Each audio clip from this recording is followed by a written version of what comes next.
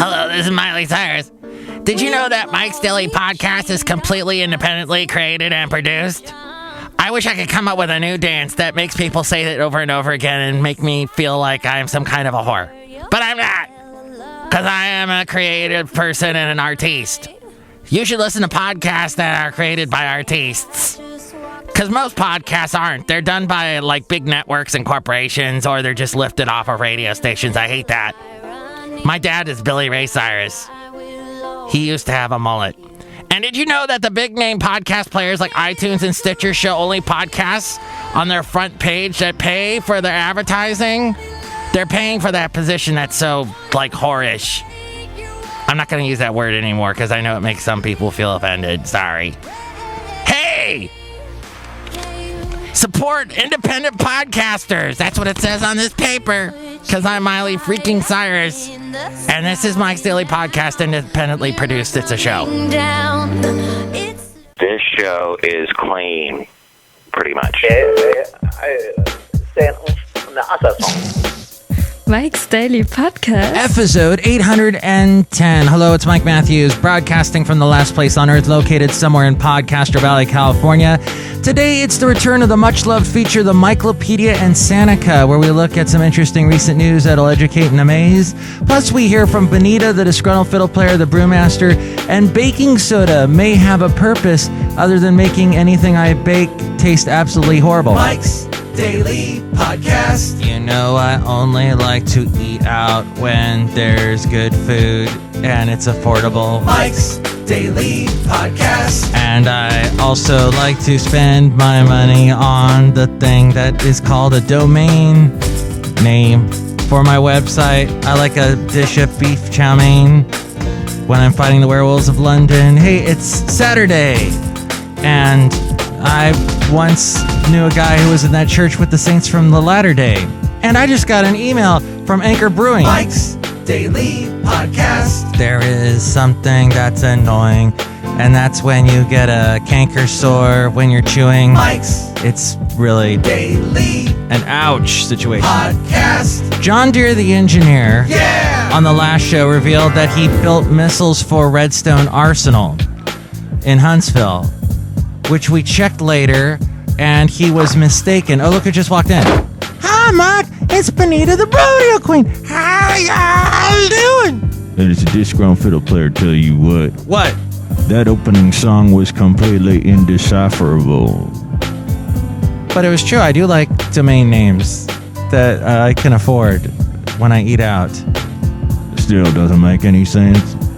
The domain... Well, recently I was told I should change my domain name because the word podcast supposedly doesn't test well. So it would be Mike's Daily Pod? I guess, podcast is such a revolting word. People don't like it. Look who else just walked in. Oh, right now.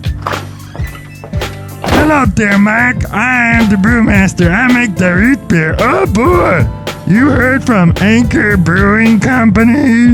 Yeah, they make the beer and they have free tours in San Francisco. You can go and have free beer there after a tour. But you have to book it in advance. Usually it's best, I think they only do it on weekdays. Yeah, so it's best if you can go like at 10 a.m. and drink their strong beer and be buzzing all day. So basically don't have anything else going on that day. Mike, you said John Deere, the engineer, built missiles at Redstone Arsenal in Huntsville and whatnot. I really don't care, tell you what. Well, yeah, but then he redacted the whole thing. He had like a Patrick Duffy-esque moment. So apparently he does have a pet rabbit, or he did, but it passed away. And hey, that's an Aerosmith song. Dun, dun, the rabbit done died. The sweet emotion. Yeah, great song, and you're ruining it. You're in the cartoon today for the podcast picture where we discuss the rain that's coming down here in the Bay Area right now. Yeah, I do not really care about rain. I just think it washes all the leaves and the Burger King trash down into the gutter. That's a beautiful, uplifting view. How do you deal with this day in and day out, Benita? Man, He's wonderful. When we get home, he says nothing but positive things. It almost gets on my nerves. You don't like all the positive stuff? No. I kind of like this stuff he's saying. It's making me a little bit hot. Well, that's great. And last show I mentioned I could do push-ups with my pinky, which I have since tested that theory, and it's wrong. But you know what tests a lot of theories, and is just up the road from here in Podcastro Valley, Livermore. They have the big Lawrence Livermore National Laboratory, and they discovered something interesting about baking soda. Let's hear it for baking soda. This is what they found out, according to the register.co.uk. Yes, that's from England. A team of scientists believe they have made a significant advance capturing carbon dioxide with a little bit of help from baking soda. They developed microcapsules made up of a highly permeable polymer shell and a fluid composed of sodium carbonate solution to suck out carbon dioxide from coal or natural gas-fired power plants. The method, involving the first demonstration of its kind for controlled CO2 capture and release, can also apparently be used in industrial processes such as steel and cement production. Lawrence Livermore National Laboratory has worked alongside with Harvard University and the University of Illinois to develop a carbon capture media containing core shell capsules. The aim, they say, of carbon capture is to prevent the release of large quantities of CO2, a greenhouse gas that traps heat and makes the planet warmer. That's a scientist saying that. So Fox News, don't go freaking out when I say that. Into the atmosphere from fossil fuel use in power generation and other industries. Yes, we use a lot of fossil fuels. However, currently used methods, while successful, can be harmful to the environment, it says. The ability to move away from caustic fluids such as monoethanolamine. Yeah, scary monoethanolamine. To capture CO2 to more environmentally benign ones like carbonates is a key attribute of the team's research. Using baking soda as the active chemical was a key development. Corrosives also is improved because the chemical is more benign and always is encapsulated. That sounds like that's cool if I could, figure out what that means. But yeah, so there you go. Wow. Right up the road here, Livermore, they figured that out. So what do you think about that? What do you think about the... Oh, yeah. So this was something that popped out. What do you think about this? I use YouTube for this show. And I upload this thing. I use Spreaker to upload the podcast to fit it on YouTube. Because this is an audio show, obviously. There's no video involved, thank God. Believe me, you'd be saying, thank God. That's why I use Spreaker. It uploads a video once I've created the show. Well, for some reason, Spreaker was telling me YouTube wasn't letting them upload it to YouTube. So I try and contact YouTube. I can't get a hold of anyone. You get this little box. You have to type your problem in. And then it says, once you send the box, it says, we may or may not contact you back. We may look at this, we may not, but it may end up helping people in the future. What kind of a weak explanation is that? That is so just unaccountable. Totally, they don't care. There's no accountability, and they don't want to contact you. They don't want to be bothered, basically. They don't want feedback, which is weird because I've seen so many websites and businesses on the internet want feedback, but these people don't care. I am afraid that in the next 10 years, as tech gets bigger and bigger, there will be less and less want for contact from the customers. What do you think about that? Email me, mikesdailypodcast@gmail.com. You can also email me there. My tongue just flew out of my face, did a lap around the last place on earth, came back. It's weird.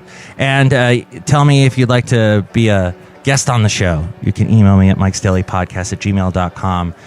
And if you'd like to sponsor the show, too.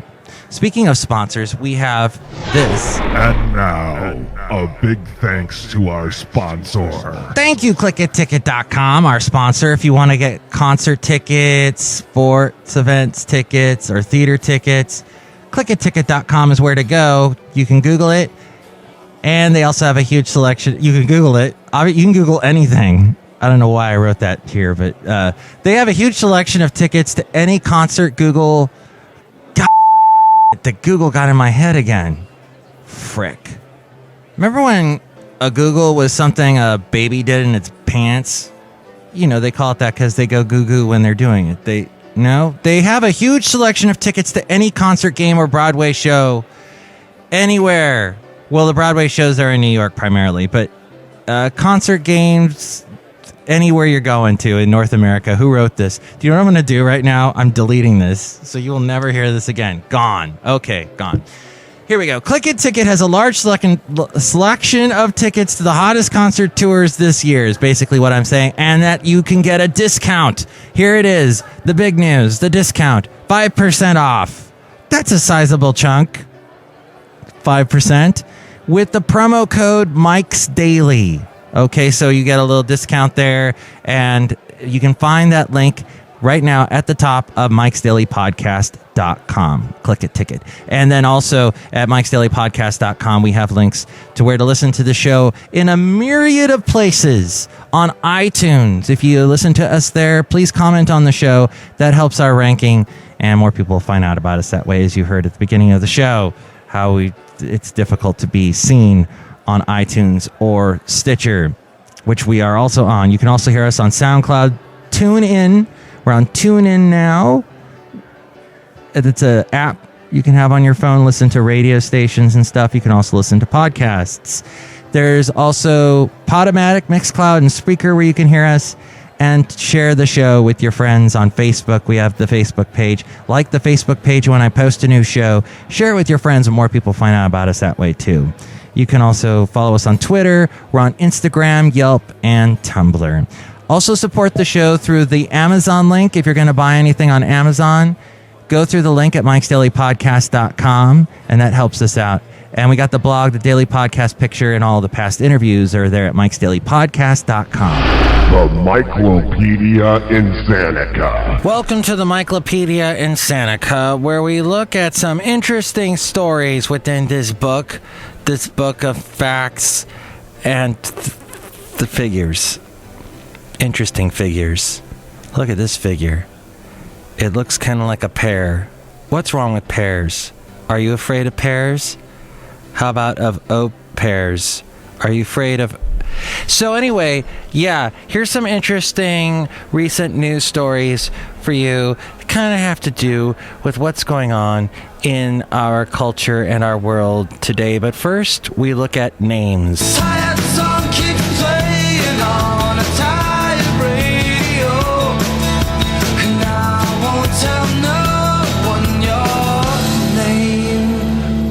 name. So, there's a small business shop, ISIS Bridal and Formal, and it shares a name, of course, with ISIS, the acronym of the notorious Islamic militant group that the United States is fighting in Iraq and Syria.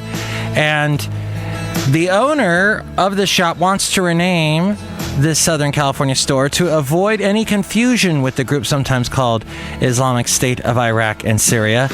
ISIS is part of more than 270 product, service, or business names, according to the U.S. Patent and Trademark Office. But businesses are not required to register their name, so it is difficult to say how many companies use the word Isis, which is also the name, of course, of an Egyptian and pagan goddess. This according to sfchronicle.com and sfgate.com. For those companies, the ISIS name can be damaging. Branding experts say an unfortunate association with a name can scar a company's reputation, even if the connection is coincidental. Take Isis Collections, Inc., a New Jersey company that makes weaves, wigs, and hair pieces. CEO Philip Shin says stores have told him that customers will put his company's product back on the shelf after noticing the Isis label. He says it's so stressful, and he notes that he has spent 20 years building the company's reputation. He says, I've lost all the benefit of the brand image. Shin, who named his company after the Egyptian goddess, has started removing the Isis label from some packages, but he's reluctant to give up on such an established brand. He says he wishes the US and European media would stop referring to the militant group as ISIS. Isis Collections has had no sales problems in South Korea, where the media refers to the group only as the Islamic State, and Obama, in his speeches, has referred to it as ISIL.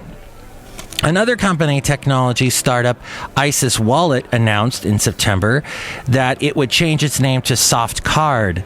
The joint venture involving AT&T, T-Mobile, and Verizon Wireless created an app last year. It allows people to use their smartphones while checking out at a store to get discounts and use credit or loyalty cards. By June, company leaders were thinking about rebranding to avoid confusion with the militant group. SoftCard, which also picked its original name to reflect the Egyptian goddess, works with major companies like American Express. The startup's executives were worried about asking those partners to continue promoting a product named Isis. Changing a brand or an established company name can be costly and complex. And be a complex move. Just finding a memorable name can be hard because the best ideas are often taken or trademarked. SoftCard's name change makes sense to Joseph Lewis, a partner with the law firm of Barnes & Thornburg, who specializes in trademarks. He noted that the company is new and still building its image. With the old name, they would have had to take the extra step of explaining that they weren't tied to the Islamic State group. Isis Pharmaceuticals, Inc. has no plans to change its brand.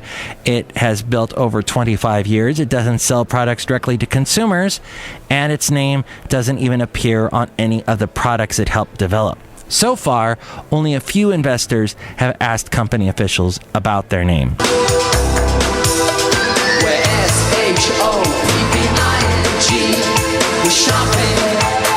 Shopping. To some of you out there, it's fun. And bargain hunting has grown to be a sport. Oh, I like to bargain hunt. Outlets have been springing up at a rapid pace since 2006. Only one regional mall has opened in the United States. Yes, that's true. Since 2006, only one regional mall has opened in the United States. In fact, check out, I forget where it is online, but there is some website or Tumblr that's got a bunch of pictures of abandoned regional malls, shopping malls, just completely empty, and like the plant life that used to, be maintained is now growing wild, and ivy is everywhere. It looks like Logan's Run. It's cool.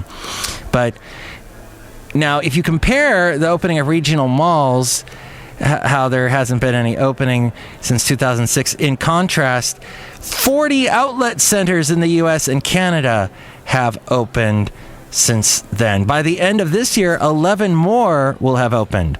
Along with the growth have come improvements in design, landscaping, restaurants, and location, as agreements restricting outlet stores' locations near the retailer's mainline stores have erased. Outlets no longer have to build at a city's outskirts, which is funny because a lot of the city, as I'm making air quotes, city outskirts, when, all the outlet malls were first opening in the 90s, now the outskirts are no longer the outskirts. There was so much development in the 90s and the O's that, all that space was filled in, and now they're in the middle of suburbia. While outlet stores' merchandise once consisted primarily of cast-offs from retailers' flagship stores, that's no longer true. Now, 86% of the merchandise is made for outlets. There's also more high-end merchandise than there once was. The chains with the largest outlet stores in North America are Saks Fifth Avenue off 5th, Last Call by Neiman Marcus, and Bloomingdale's Outlet. But Dress Barn / Dress Barn Woman has the most stores in outlets with 205, followed by Carter's at 160 and Gymboree with 156. A factory store label, for example, indicates the item was made to be sold at an outlet, but sometimes it's difficult to tell. Salespeople can usually tell you, as most are quite knowledgeable about the merchandise. While the average discounted outlets is 38%, it's still important to do your due diligence to check quality. Examine seams to see if patterns line up, and make sure the fabric isn't too cheap. What's worth buying and fixing? A broken zipper is a pricey fix, while a slight tear can be fixable. Fabric with little pulls or snags could end up with a lot more. Of course, deals can also be found at end-of-season clearance sales at mall department stores, especially if you use coupons too. This also according to sfchronicle.com and sfgate.com. And they end the article with 4 tips on how to save at outlet stores. Number 1, get the coupon book. Check an outlet center's website for printable coupons. Number 2, download outlet apps. Number 3, time it right. Most sales are clustered around holidays and traditional retail sales periods, such as Black Friday. Shop Tuesday, Wednesday, or Thursday to avoid crowds. Number 4, start shopping at the back of the store to find the biggest markdowns. Number 5, compare prices. Know what prices are at the flagship and department stores. The outlet price may not be a bargain after all. And finally, sign up for their rewards programs. Carry on my wayward son. There'll be peace when you are done. Lay your weary head. Oh, being carried Don't you cry. or pulled by horse carriages. And there was a fake dead horse left on the sidewalk of Knickerbocker Avenue in the Brooklyn neighborhood of Bushwick. The life-size stuffed animal was a lurid warning from the most powerful animal rights group in the city. Stand in the way of a potential bill to ban horse-drawn carriages and you'll have horse blood on your hands. This according to the New York Observer. The recipient of the message, a Brooklyn city councilman, was unmoved. The war over horse-drawn carriages has garnered more media coverage in the past year. Mayor Bill de Blasio is wrestling with the kind of New York dilemma where he promised to ban horse-drawn carriages reviled by animal rights groups as inhumane, and he did this on day 1 of his administration. The promise apparently bought unwavering support from animal rights groups like NY Class and allowed Mr. de Blasio to avoid television ads that attacked Christine Quinn, his arch rival in the mayoral race. The CY Class-backed ads boxed in Quinn, who opposed a ban as city council speaker as a backroom deal maker voters couldn't trust.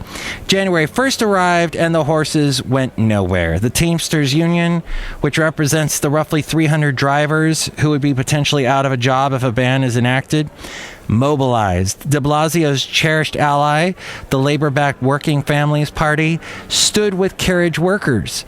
The Daily News launched a campaign to fight the ban, gathering signatures from readers and swamping cover after cover with horse-related stories. Liam Neeson visited the stables on the west side and made keeping the horses his big mission on all the television shows he was on, promoting his movies, another movie where he'll be speaking with his Irish accent and growling and being really upset and sounding almost like a pirate, but he sounds more like Liam Neeson.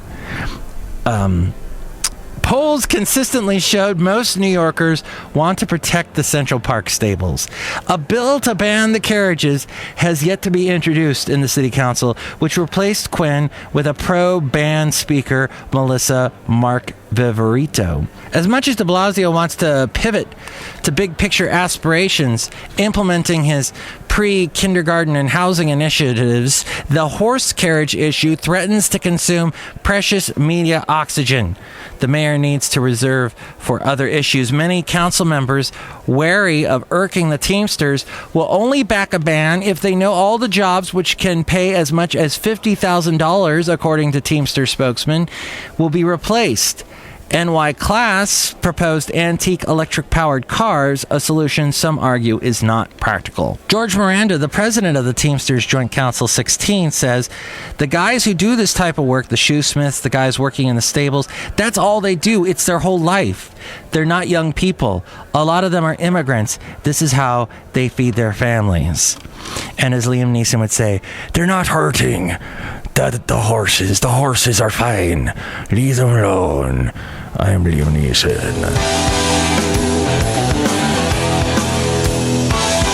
As we go outside of the last place on earth where we bring you Mike's Daily Podcast somewhere in Podcastro Valley, California. And here's today's podcast picture. As was mentioned earlier, there is a picture that is a drawing with me and the Disgruntled Fiddle Player discussing the rain. Yeah, Mike, okay, I'd like to take back what I said about the rain. In the drawing, I think rain is great, and we need it here in California so that we can stand out in the rain like we're doing right now. There's a little bit of a sprinkle coming down outside here of the last place on earth. A little bit in Podcastro Valley. I love how the fields are green. The hills are green. It's so nice. Yeah, well, you know what, Mike? What happens is water makes the grass grow. Oh, okay. And then they release carbon dioxide that the baking soda eats up. And then you put that in your cakes and it's delicious. Wow. I didn't know your husband was so brilliant, Benita. Yeah, he's smart. And sometimes my horse nearly will lick his face.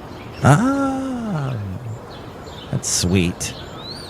When animal kind and person kind can get together, that's awesome.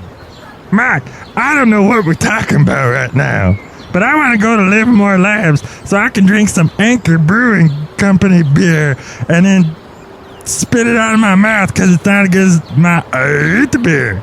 You know, Madame Rutabaga fell into your root beer bat the other day. Yeah, that's why it tastes better. She got out, though. Oh, okay. I see you're really concerned about that.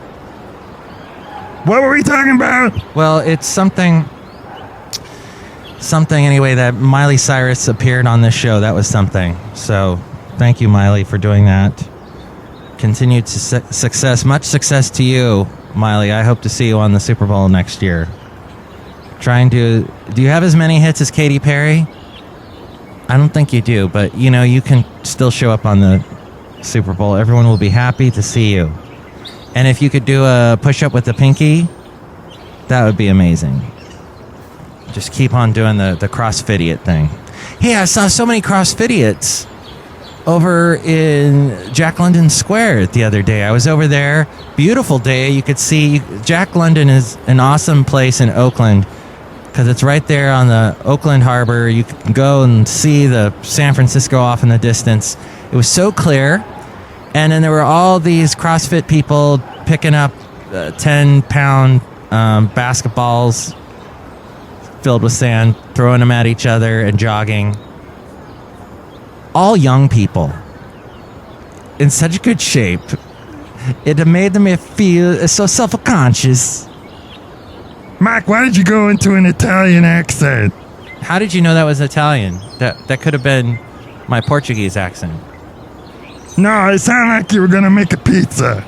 I would like to make a pizza. But instead, I would like to make a plea with you to listen to the next show. Because we are going to have some awesome shenanigans going on with the return of Madame Rutabaga, freshly dried off from falling into the toxic Brewmaster's root beer. Yeah, it's toxic. It's delicious. I named it after a Britney Spears song. And then there's also going to be a visit from those other two people that show up when Madame Rutabaga, Valentino and Bison Bentley, the guy that screeches a lot. Speaking of screeching, I'm going to go yell at YouTube now. Mike's Daily Podcast is written and produced and performed by Mike Matthews. His podcast is super easy to find. Download or listen listen to his show and read his blog at mikesdailypodcast.com. Email Mike now at mikesdailypodcast@gmail.com. See you tomorrow. Bye!